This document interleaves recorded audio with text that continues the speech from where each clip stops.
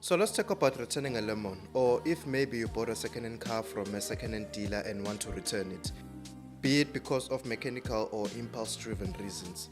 This is where you normally see the true colors of the bank that helped you finance your car and the dealership that sold you the car.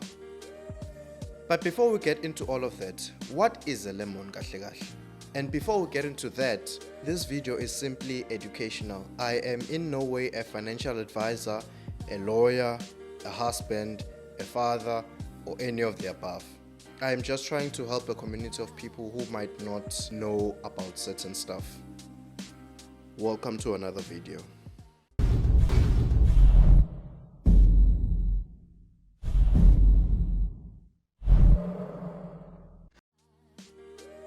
I will make this video in two parts. The other one will be strictly on We Buy Cars, as they function a bit differently from other second-hand dealers. Also, if you have returned the car before, let us know in the comment section what did you do and what steps did you take to help someone else who is currently in the same position you were in. Let's start with the Consumer Protection Act, or CPA.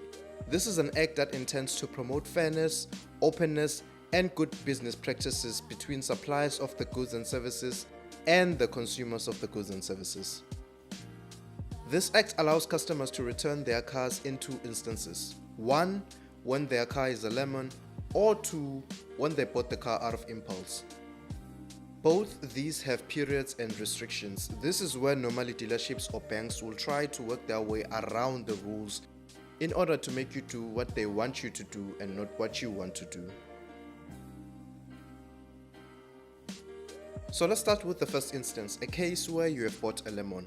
So the definition of a lemon is a car with significant defects and malfunctions that make it unsafe to drive or that affect its value or utility. Prime examples are many, but to list a few: getting a check engine light within a few months, getting a brake malfunction, or strict gearbox related issues. In such cases, your car can be labeled a lemon.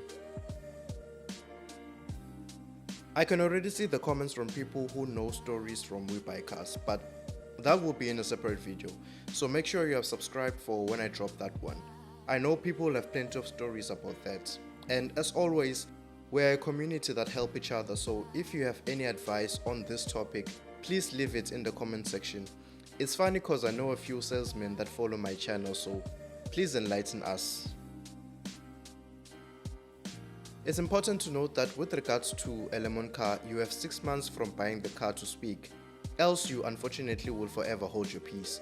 As per section 56(2) of the CPA, the consumer has the right to return the vehicle to the seller within a 6-month period under certain conditions. Of course, this only applies to dealerships where you bought the car during the day in front of people. These other dealerships where you buy the car during the day and then they call you at night, I don't have any advice there, guys. So if within 6 months you get a defect or malfunction you know you shouldn't be getting, then that will be your cue to return the car. Because who would want to continue with the car that has issues within 6 months? Now this is what you have to know. 1. The defect or malfunction has to be proven. Ideally, it's always better getting a professional to confirm this for you. And I'm not talking about a dealership. Even though that's where you will end up, it's always better to get an opinion from a person who has nothing to lose from you. Because guys, let's be honest, I don't know if they do it on purpose, but dealerships hardly resolve customer mechanical issues. They usually play it off and act as if they did something whilst they did not. And I have first-hand experience. Most of my friends have had similar issues as well. Of course, they resolve some issues, but it's the inconsistency for me.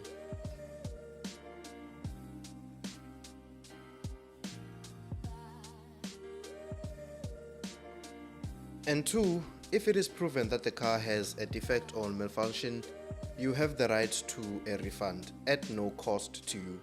Usually dealerships play it off to say, no, let's fix it for you, or no, take this one, we'll fix your other car in the meantime. If you want that, you can tell them to fix it, or you can outright say you want a refund. And this is where you sometimes need to adopt a hard-headed mentality. If your stance is, I want a refund, I would suggest not moving away from that and allowing the dealership to convince you otherwise. Because who will have to live with a car that is a lemon at the end of the day?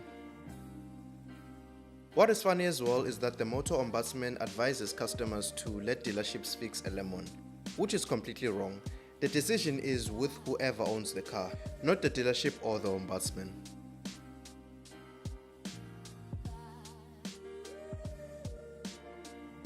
But to close off the section, it also states that this section is not applicable to a transaction if the consumer expressly agreed to accept the goods in that condition and knowingly acted in a manner consistent with accepting the goods in that condition. On a high level, that is the first instance. We can go into more detail if clarity is needed.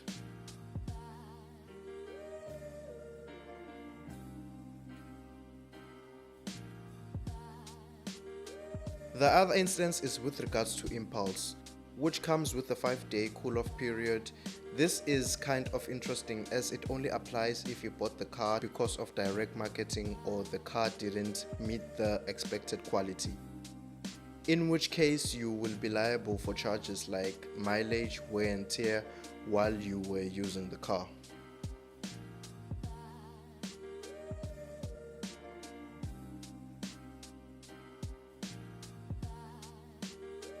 I'll make sure to leave some helpful links in the description for the Protection Act and some other articles that were done on it.